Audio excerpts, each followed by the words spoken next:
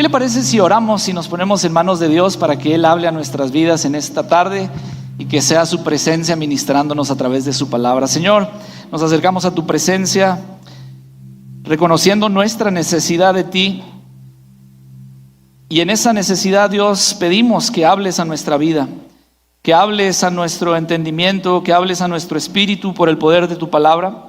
Confiamos en que tu palabra es viva y eficaz y que puede discernir los pensamientos y las intenciones que hay en nosotros. Por eso pedimos que te reveles a nuestras vidas por medio de tu palabra, que nos ayudes a ponerla en práctica y a honrarte viviéndola de esa manera. Dios, te doy gracias en esta hora, en el nombre de Cristo Jesús.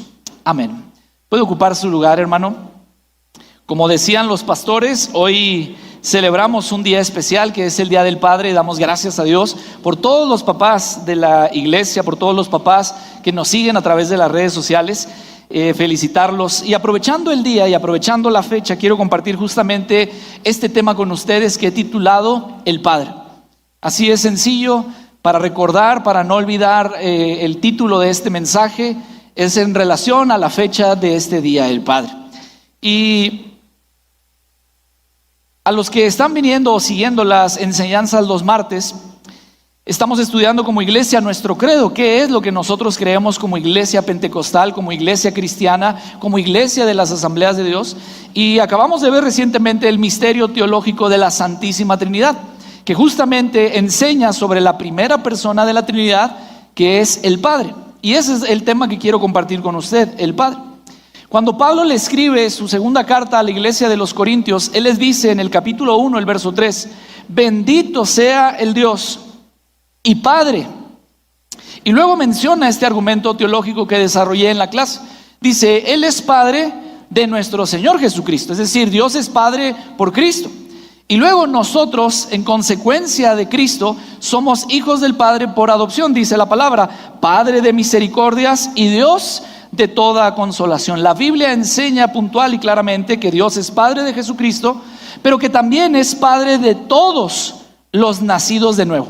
Aquellos que son adoptados gracias a la fe en Cristo, a todos ellos se les hace hijos de Dios, o se les reconoce como hijos de Dios. Dice el Evangelio de Juan, el capítulo 1, verso 11 al 12.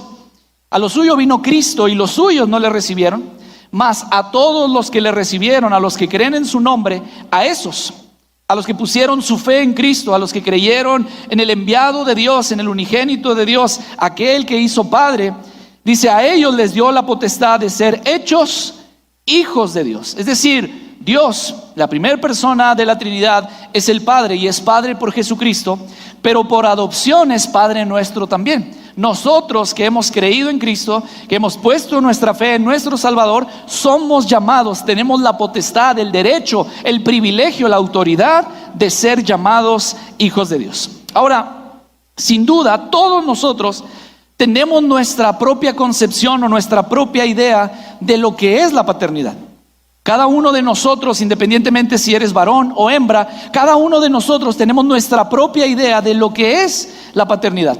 Y eso nos lleva a tener nuestra propia concepción de la paternidad de Dios. Es decir, desde mi experiencia como hijo, yo concibo cómo es la paternidad de Dios. Y entra un argumento importante porque algunos pudieron haber sido afectados por la paternidad natural o humana que tuvieron. Es decir, probablemente tuvieron un papá distante, un papá ausente, un papá regañón, un papá egoísta, un papá tacaño, un papá que no estaba al pendiente de sus necesidades. Y por consecuencia negativa ven la paternidad de Dios desde la carencia de la paternidad humana y afecta, pero van concibiendo su propia idea. ¿Por qué? Porque es imposible no relacionar la parte de la paternidad. Entonces yo relaciono cómo fue mi papá conmigo, cómo es mi papá conmigo, y creo y malentiendo que así va a ser la relación que Dios va a tener conmigo, porque lo entiendo como un Padre celestial. Ahora, la experiencia como hijo me lleva a pensar así o a tener mi propia concepción, pero también la experiencia como padre me puede llevar a tener una propia concepción de la paternidad de Dios. Es decir, yo puedo decir, es que yo amo mucho a mi hijo Maximiliano y así me ama el Padre a mí. Y con base en mi experiencia trato de entender o trato de descifrar la paternidad de Dios, pero el Padre está mucho más allá de nuestra concepción. La primera persona de la Trinidad está mucho más allá de nuestro entendimiento, mucho más allá de nuestra vida, mucho más allá de nuestra historia. Por eso quiero hablar de las características del Padre a la luz de la palabra. Y me voy a enfocar en el Evangelio de Lucas, el capítulo 15, para hablar de ciertas características que encontramos en la palabra sobre el Padre. Dice la Biblia que muchas personas se acercaban a Jesús para escuchar de sus enseñanzas, y entre las personas que se acercaban, el Evangelio de Lucas en el capítulo 15 nos dice que se acercaban a Jesús los publicanos y los pecadores para oírlo. Ellos tenían necesidad, había un maestro que estaba haciendo algo diferente, que era disruptivo en cuanto a su enseñanza, y que muchas cosas no eran como se las habían dicho los sacerdotes, aquellos letrados, aquellas personas que tenían esta capacidad o esta autoridad de poder enseñar y llevar la palabra. Junto a ellos, junto a los publicanos, junto a los pecadores, estaban también los fariseos y los escribas. Pero estos, más allá de acercarse a escuchar las enseñanzas de Jesús, se acercaban a criticar. Dice la palabra que murmuraban entre ellos, cuchicheaban entre ellos, hablaban para no ser oídos, pero dialogaban entre ellos sobre la relación que Jesús tenía con los pecadores. Y para ellos era algo que no estaba bien. Cómo Jesús, un maestro de la ley, un maestro de la palabra, se reúne con pecadores, se reúne con publicanos, se reúne con la escoria de la nación, con la escoria de la vida. Y en medio de esto, Jesús comienza a enseñar, y lo hace a través de parábolas. Usted va a encontrar en el capítulo 15 de Lucas que Jesús habla sobre la oveja perdida, habla sobre la moneda perdida y habla sobre el hijo perdido. Y por lo general nuestra atención está en el hijo perdido. En la historia, usted conoce la historia como la historia del hijo pródigo. ¿Cuántos han escuchado la historia del hijo pródigo? Levante la mano.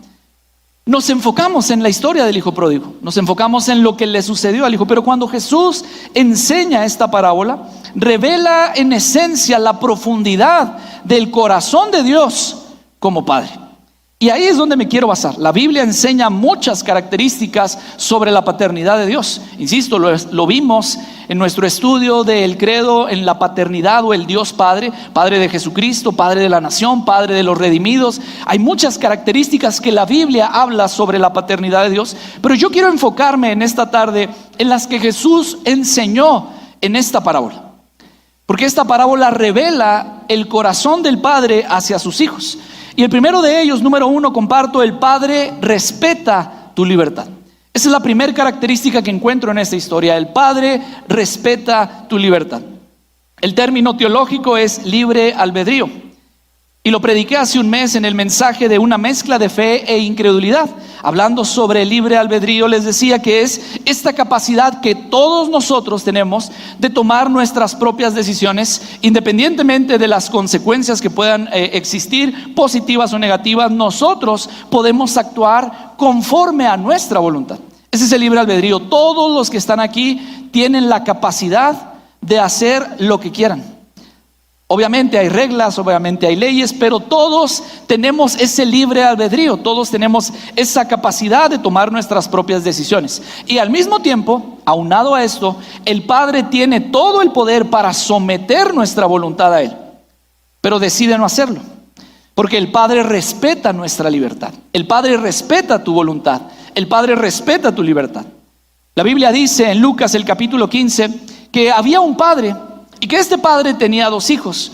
Y dice el verso 12: y el menor de ellos dijo a su padre: Padre, dame la parte de los bienes que me corresponde. Y la Biblia dice que les repartió los bienes a sus 2 hijos, porque el menor le hizo esta petición.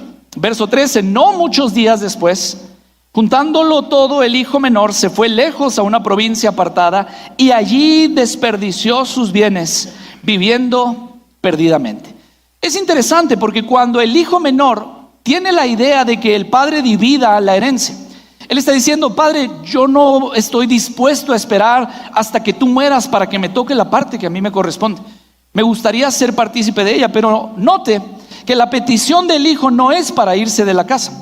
La petición es tener lo que le corresponde, porque la Biblia dice que días después, en la historia que Jesús narra, días después es cuando él toma su parte y se va. Probablemente los argumentos que dio para el padre no era en el que se iba a ir de la casa, pero a fin de cuentas el hijo ya tenía su plan. El hijo ya tenía bien trazado lo que quería hacer. Quería la parte de su herencia para poder irse y poder malgastar. Y así claramente lo dice Jesús en la historia. Él se fue a una provincia apartada y allí, en esa provincia, desperdició sus bienes viviendo perdidamente. Mire, a pesar de la falta de entendimiento y de la falta de discernimiento que como hijos podemos tener, el Padre respeta la libertad. Para la mayoría de nosotros, levante la mano todos los que son padres aquí. Papás y mamás, levante la mano, vamos a darle parejo. Mire, la mayoría. Para la mayoría de nosotros parecería una locura lo que el padre está haciendo, porque no ha llegado su tiempo, porque la herencia es para cuando el padre o para cuando los padres ya no están y entonces le dejan la herencia a los hijos. Para la mayoría de nosotros parecería esto una locura. No sé si se acuerda que le platiqué que cuando estábamos adolescentes, Pedro y el pastor Arnoldo, que es pastor de la iglesia Filadelfia, y yo, se nos ocurrió una grandísima idea de, siendo adolescentes, estudiantes de secundaria y preparatoria, irnos a vivir los tres solos. Juntamos a nuestros papás, llevábamos nuestros argumentos, queremos irnos a vivir solos y queremos que ustedes nos ayuden a hacerlo. Entonces los juntamos pensando nosotros que era una excelente idea. Y inmediatamente empezaron las preguntas. Muy bien, ¿y de qué van a vivir? Pues mira, el lunes comemos en casa de Pedro, el martes comemos en casa de Omar y el miércoles comemos en casa de Arnoldo, y así nos vamos rotando. Lo que nos dan de dinero, pues nosotros lo tomamos para la renta. Ya no tienen que darnos nada más. De lo que ya nos dan, nosotros apartamos para la renta y pagamos. El fin de semana llevamos nuestra ropa sucia, ustedes nos la lavan y el lunes nos llevamos la ropa limpia. Y para nosotros esa era una excelente idea.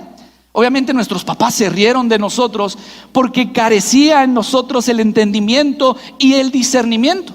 Lo que este hijo está haciendo con su padre es: yo no estoy dispuesto a esperar a que tú mueras para que me des la herencia, dame la parte que me toca.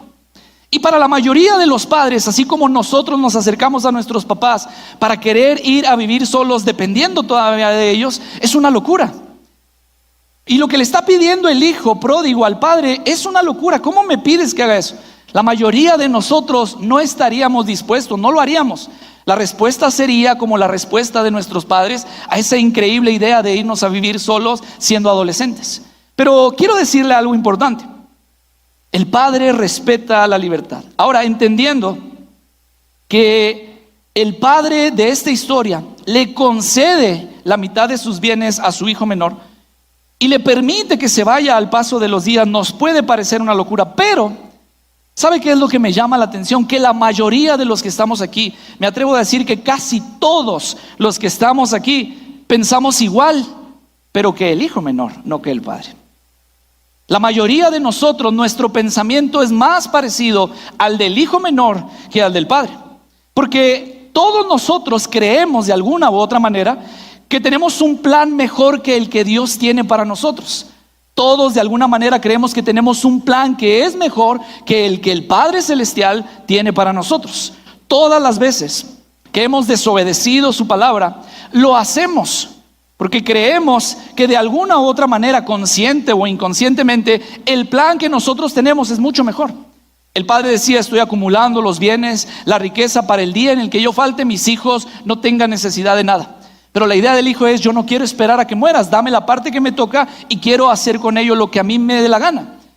Muchos de nosotros, la mayoría de nosotros, pensamos que tenemos un plan mejor que el que Dios tiene para nosotros. Consciente o inconscientemente pensamos que nuestro plan es mejor. Ahora, la mayor parte de las veces que atentamos contra lo que la Biblia dice, porque la Biblia explica claramente y Dios dice a nuestra vida: yo sé los planes que tengo para ti. Tengo planes de bendición, tengo planes de bien, tengo planes para darte un futuro, para darte una esperanza. Ese es el plan de Dios para mi vida. Pero todas las veces que ese plan está marcado y yo decido irme por el otro lado, consciente o inconscientemente le estoy diciendo a Dios: creo que mi plan es mejor que el tuyo. Creo que mi decisión es mejor que la tuya. Y aunque el Padre sabe en nuestra carencia de entendimiento y discernimiento que no es lo mejor para nosotros, el Padre respeta nuestra libertad. El Padre respeta que tú vayas por un camino que no es el correcto. No lo aprueba, porque muchas de las veces que vayamos por ese camino contrario, de esas elecciones que tomemos, nos van a llevar por caminos de dolor. nos van a llevar por caminos de sufrimiento. Pero el Padre respeta tu libertad, tus decisiones. El Padre respeta tus peticiones. El Padre respeta tu voluntad. No estás obligado, no estás forzado. El Padre te respeta y eres libre. Y aunque esa libertad te aleje de Dios, el Padre respeta esa libertad. Número 1, la Biblia me enseña en la historia de Jesús que el Padre respeta tu libertad. Número 2, la Biblia enseña que el Padre espera con paciencia. El Hijo lo perdió todo en la historia de Jesús. El plan que creía que era mejor que el de su Padre lo llevó al límite. Dice la Escritura, Lucas capítulo 15, verso 14, y cuando todo lo hubo malgastado, vino una gran hambre en aquella provincia y comenzó a faltarle. Y fue y se arrimó a uno de los ciudadanos de aquella tierra, el cual le envió a su hacienda para que apacentase cerdos.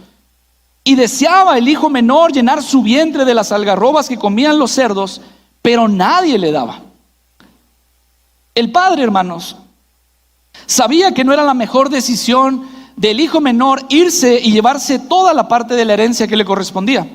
Pero no solamente respetó la decisión del hijo menor, sino que el padre esperó con paciencia. Y esto es algo que llena mi corazón, porque Dios espera con paciencia. Y hay alguien que tiene que escuchar esta palabra el día de hoy, porque Dios te está esperando y lo está haciendo con paciencia. Y déjame decirte que en la espera, el amor del Padre no decrece. En la espera, la fuerza de Dios no interviene, porque así como tiene todo el poder para tenerte ahí, para obligarte, para someter su voluntad, y no lo hace, también tiene todo el poder para traerte de donde estás y regresarte a casa, pero no lo hace. Él espera con paciencia. Su amor no decrece, su fuerza no interviene. En la espera su paciencia no se acaba. En la espera su misericordia no se detiene. El Padre no abandona a sus hijos, incluso cuando sus hijos se alejan de Él. La Biblia dice que el Padre espera y anhela el regreso de su Hijo, pero sin forzarlo, sin que intervenga su fuerza para atraerlo. Porque como lo decía igual hace un mes, una fe forzada, una fe fingida, carece de autenticidad. Así que el Padre no interviene en fuerza, sino que respeta la libertad y espera con paciencia. El Padre puede tomar lo mejor de nuestras vidas, el mejor momento de nuestras vidas. Quiero que reflexione por un instante cuál es el mejor momento de su vida. No sé cuántos años tenga usted, pero quiero que medite cuál es el mejor de los mejores momentos que he tenido, cuál es el mejor momento de mi vida. Y déjeme decirlo así, el Padre puede tomar ese mejor momento para traerlo a Él. Pero también el Padre se va a valer del peor momento de su vida para traerlo a Él. Él va a esperar con paciencia.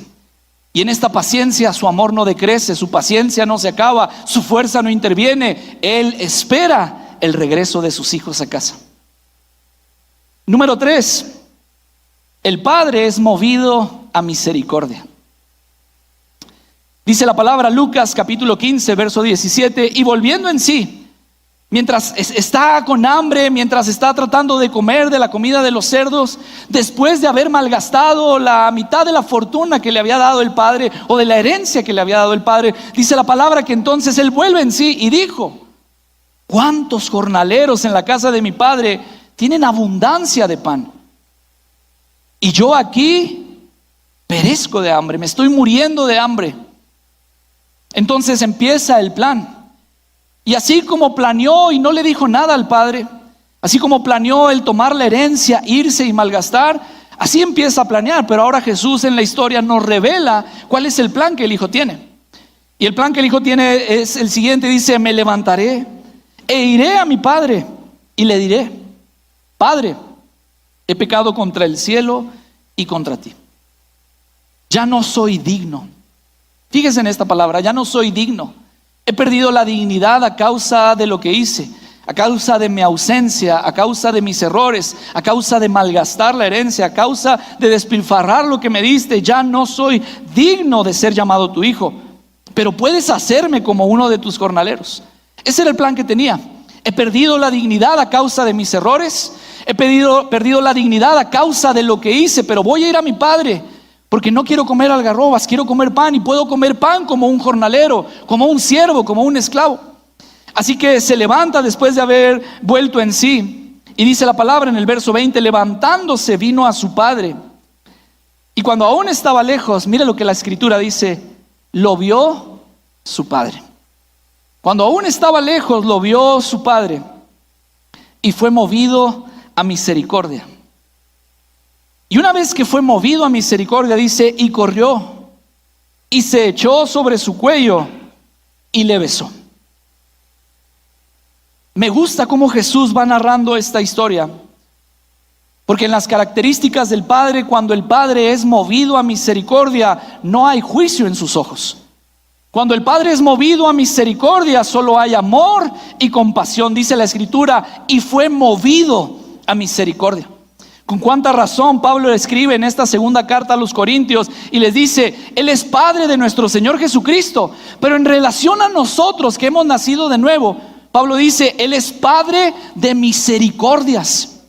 Note cómo Pablo dice Padre de misericordia, no dice Padre de misericordia, porque hay algo importante y una enseñanza puntual para nosotros. El Padre fue movido a misericordia porque Él es Padre de misericordias. Y se lo explico de la siguiente manera, se necesita una amplia variedad de misericordia para una amplia variedad de errores y de pecados que todos nosotros cometemos. Se necesita una grande cantidad y una variedad grande de misericordias para una amplia variedad de errores y de pecados. Escribió Thomas Goodwin, un teólogo y predicador inglés de los años 1600. Él dice, en Dios no hay pecado sin miseria. En Dios no hay manera de separar. En Dios el pecado está envuelto de miseria, o el pecado lleva a la miseria, o el pecado se convierte en miseria. El pecado nos va a ir alejando de Dios, y alejándonos de Dios vamos a ir cayendo en esa miseria. Seremos miserables y estaremos viviendo la miseria. Es lo que narra Jesús en la historia. Él está diciendo, un hijo que teniéndolo todo en casa, se le ocurrió un gran plan, pedir la mitad de la herencia, irse y malgastarla. Una vez que hubo malgastado todo, una vez que se acabó su herencia, está en la miseria, está alimentando cerdos. De haber sido hijo reconocido y tener todos los privilegios, está alimentando cerdos y ni siquiera la comida de los cerdos puede comer. Por eso dice este escritor, en Dios no se puede despegar el pecado de la miseria. La miseria o el pecado engendra miseria, y la miseria cubre a la persona que está llena de pecado. Pero Dios siente misericordia por ello. Es decir, en el pecado y en la miseria, Dios siente misericordia por ello. Y hay misericordias de todo tipo. Porque si tu corazón está endurecido, su misericordia es tierna. Porque si tu corazón está muerto, su misericordia lo reanima. Porque si estás enfermo, por su misericordia Él te sana. Porque si eres un pecador, su misericordia te limpia y te santifica. Dice Lamentaciones, el capítulo 3, verso 22, el fiel amor del Señor, el fiel amor del Padre nunca se acaba, sus misericordias jamás terminan. Grande es su fidelidad, sus misericordias son nuevas cada mañana. Para la increíble cantidad de errores, de pecados que hay en nosotros, hay misericordias nuevas cada mañana. Hoy estamos aquí gracias a las misericordias de Dios, porque hay diferentes personas, hay diferentes errores, hay diferentes pecados, hay diferente miseria, pero el Padre de misericordia sigue otorgando misericordia para cada uno de nosotros. Él es el Padre de misericordia, dice la Escritura, y el Padre fue movido a misericordia. La misericordia lo movió. Después de saber de la miseria, de ver a su hijo que regresaba muy diferente a como se había ido, el Padre fue movido a misericordia. Y lo que Jesús está diciendo en esta parábola, culturalmente hablando, es algo sorprendente, hermano. Porque un hombre de la edad y de la posición del Padre, según la historia de Jesús, una persona que tenía bienes, una persona que tenía jornaleros, una persona que era acaudalado, según el contexto y según la cultura, jamás habría corrido en público. Una persona de ese nivel jamás habría corrido en público. La cultura hebrea decía que solamente los esclavos, los soldados y los niños podían correr. Pero una persona de tal jerarquía no podía correr porque se consideraba indigno. Y preste atención a lo que le voy a decir. Para una persona de su posición, para una persona de su edad, para una persona de su jerarquía, era indigno que corriera. Él no tenía permitido correr porque se veía mal ante las personas.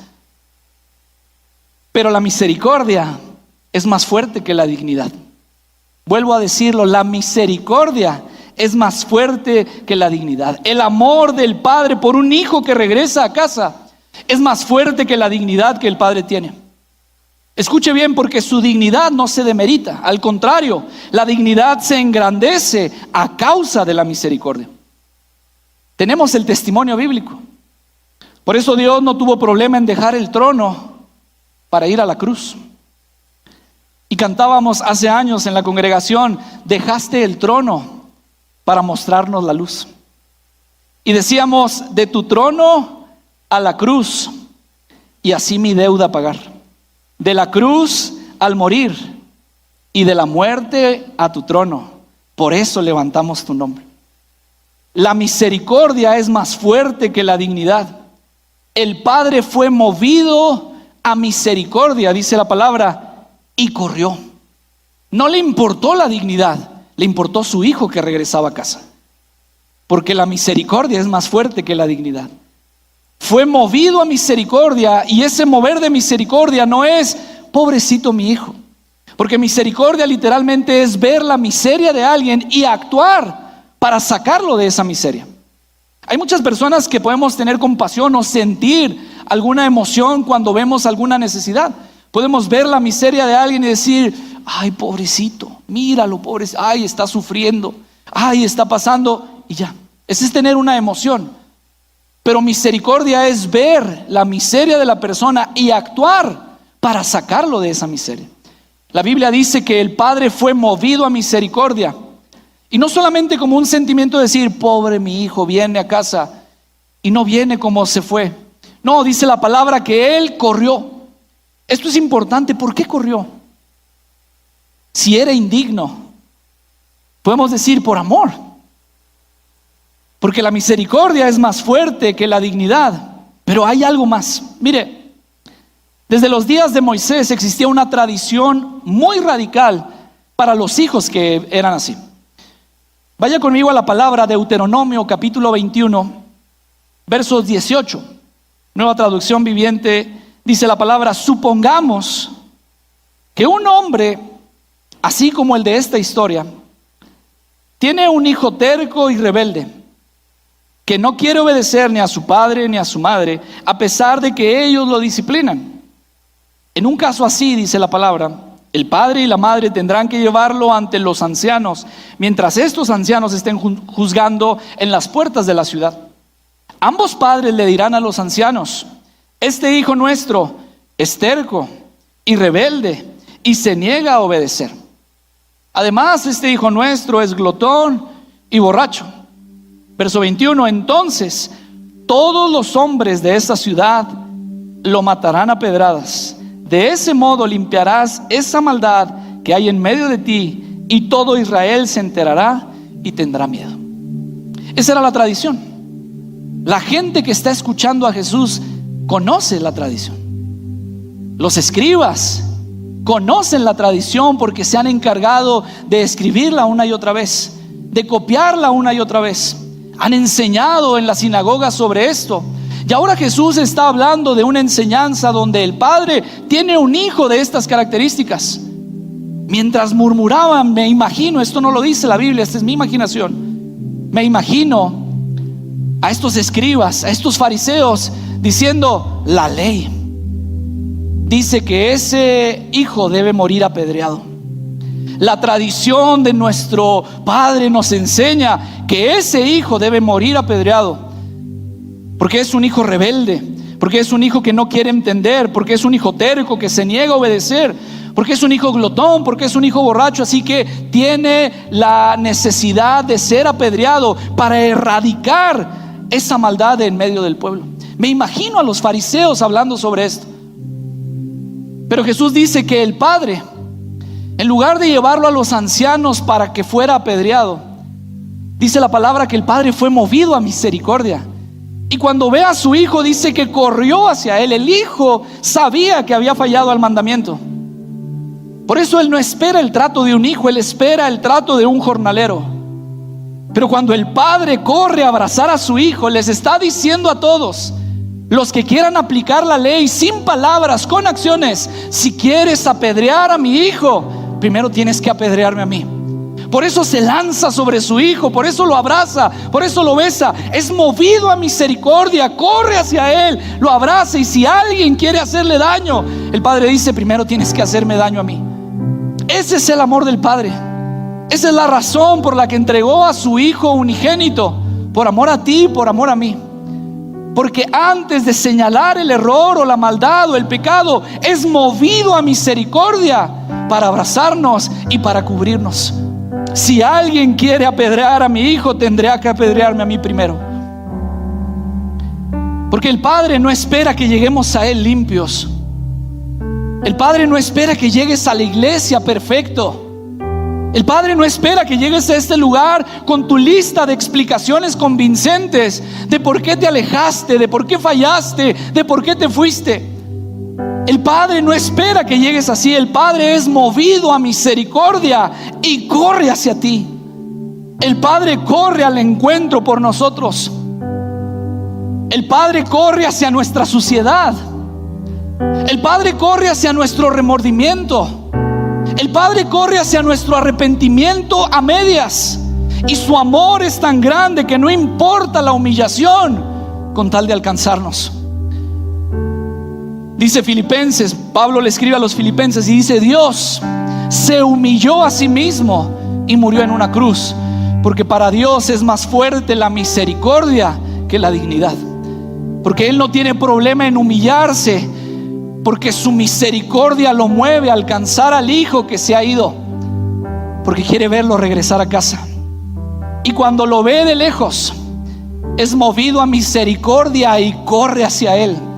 Y antes de poder darle la lista de explicaciones, de justificaciones, el Padre es movido a misericordia y su amor abraza y cubre nuestra maldad. Porque la misericordia es más fuerte que la dignidad. Deja que el abrazo del Padre borre esos años de distancia y de dolor. Si estás aquí, deja que el Padre te abrace. Deja que el Padre te cubra. Deja que el Padre te dé y te regrese esa dignidad de ser hijo. Número 4, porque el Padre restaura con gracia. El Hijo llevaba su discurso preparado. Dice la historia de Jesús que cuando el Hijo volvió en sí, mientras está con los cerdos, vuelve en sí y dice: tengo que regresar a la casa. No importa que llegue como un siervo, porque he perdido mi dignidad, pero tengo que ir a casa. Y empieza a ver los argumentos que le va a dar al Padre. Así que llega y trae un discurso preparado, una justificación para su regreso, un arrepentimiento para ser tratado como jornalero, como siervo. Pero el Padre no le da oportunidad de terminar. Dice la Escritura, Lucas capítulo 15, verso 21, y el Hijo le dijo: Padre, he pecado contra el cielo y contra ti, ya no soy digno. He perdido la dignidad. Mis errores, mis fallas, mi pecado, mi fracaso me ha quitado la dignidad de ser llamado tu hijo. Pero está hablando el Hijo y el Padre no le da la oportunidad de terminar su diálogo, de terminar su discurso. Dice la Escritura: pero el Padre dijo a sus siervos: sacad el mejor vestido y vestidle, y poned anillo en su mano y calzado en sus pies, y traer el becerro gordo y matadlo, y comamos y hagamos fiesta. Porque este es mi hijo, dice el Padre. Porque este es mi hijo. No es un jornalero, no es un esclavo. Este es mi hijo, que muerto era y ha revivido, que se había perdido y es hallado. Y dice Jesús: y comenzaron a regocijarse. El mejor vestido era para el invitado de honor. El anillo era símbolo de autoridad, pero también de filiación. Las sandalias eran para los hijos, no para los esclavos. El becerro gordo era para hacer una gran celebración. Era tirar la casa por la ventana porque alguien importante estaba allí. Esa es la gracia del Padre que restaura. No solo perdona, nos regresa a la posición de hijos amados. Él no engrandece la vergüenza. Él nos señala el error. Él cubre con gracia, nos da nueva vida en Cristo y celebra nuestro regreso a casa. La Biblia da testimonio de esto. En el principio de nuestra historia, Dios había establecido el orden para Adán y Eva. Y la Biblia dice que fueron tentados y pecaron y desobedecieron a Dios. Y reconocieron que estaban desnudos, entonces se hicieron ropa con hojas. Y cuando Jesús los vio y supo que se habían equivocado, no señaló su error, no engrandeció su error, no engrandeció su vergüenza. Ellos reconocieron que se habían equivocado y que habían fallado. Y dice la Biblia que Dios les hizo ropa, los cubrió. Desde el principio de nuestra historia hasta el día de hoy, Dios sigue cubriendo nuestra vergüenza con su gracia. Desde el principio de la historia hasta este día, Él no señala tu pecado y tu error.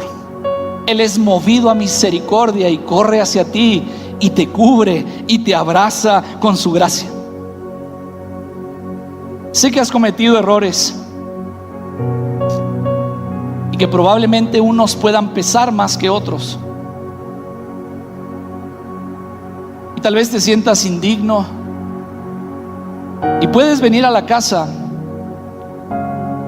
pero probablemente estés en la casa como un siervo y no como un hijo. Probablemente estés en la casa pensando que las sandalias no son para ti, que no eres digno de un anillo, que no hay por qué hacer fiesta. Pero el Padre no está sentado en su trono esperando tu castigo. El Padre está en la puerta. Y está en la puerta esperando con los ojos en el camino para cuando te decidas regresar. La Biblia dice que el Padre lo vio de lejos porque Él es paciente y estuvo esperando el regreso de su Hijo. No estaba ocupado haciendo otras cosas, estaba esperando el regreso de su Hijo. El Padre está en la puerta con los ojos en el camino esperando tu regreso, listo para correr a ti, para abrazarte, para cubrirte, para celebrar tu regreso. Deja que el amor del Padre llene hoy tu corazón y transforme tu vida.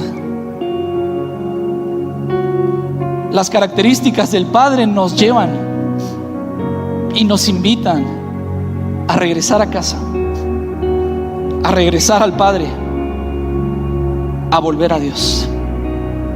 ¿Quieren estar de pie en esta tarde?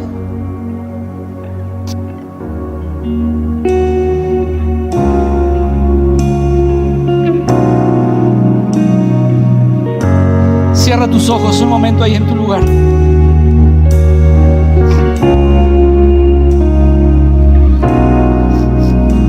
Cierra tus ojos ahí en tu lugar.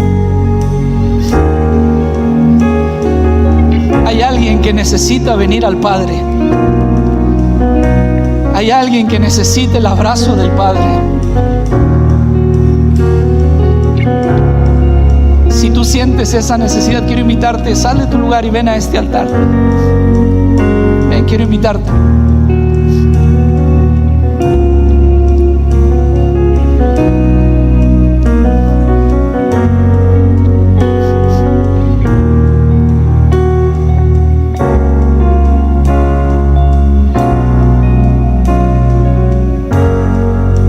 Alguien más quiere salir de su lugar. El Padre Celestial está aquí. Y no importa lo que has vivido, lo que has hecho, hoy hay una invitación para volver a casa. El Padre quiere correr a ti, cubrirte. Hay esperanza. Hay nueva vida en Cristo.